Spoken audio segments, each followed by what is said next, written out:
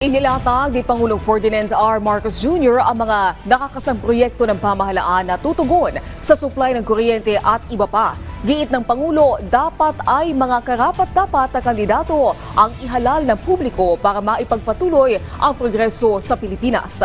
Ang detalye sa balitang pambansa ni Mela Lesmoras ng PTV.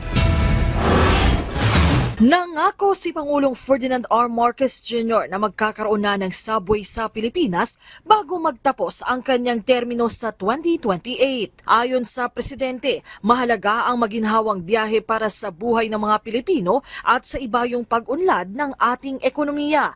Kaya't isa ang sektor ng transportasyon sa tinututukan ng kanyang administrasyon. Bago po ako matatapos bilang Pangulo, magkakaroon na tayo ng subway dito sa Pilipinas. Yung subway, yung tren na dumadaan sa ilalim ng lupa.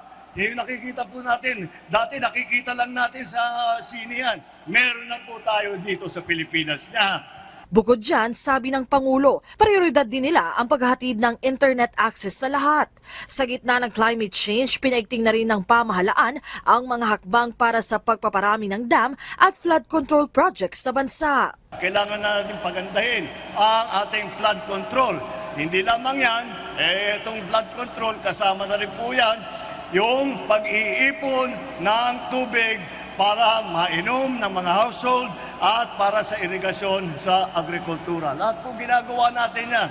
Lahat ng ito iginiit ni Pangulong Marcos sa campaign rally ng Alyansa para sa Bagong Pilipinas sa Batangas City nitong Sabado, kung saan personal niyang inendorso ang senatorial candidates ng administrasyon. Ayon sa Pangulo, para maipagpatuloy ang progreso sa bansa, mahalaga ang pagboto ng mga tamang leader ng taong bayan sa eleksyon. Ito po ang ating dapat ihalal, ang ating mga kandidato sa Senado. Mabuhay ang Alyansa! Ang Alyansa candidates, kanya-kanya ring diskarte sa panliligaw ng mga botante. So ngayon po, sa ganda po ng nagagawa natin sa Makati, gusto po natin na dalhin ito sa buong Pilipinas. Ang alyansa po ay tutulong sa mga taga Batangas para tuloy-tuloy po ang pag-unlad ng Batangas. Bago yan, nakapulong din ng Alyansa candidates sina Finance Secretary Ralph Recto at dating Batangas Governor Vilma Santos Recto na naghatid sa kanila ng buong suporta. Mula PTV, Mela Lesmoras para sa Balitang Pambansa.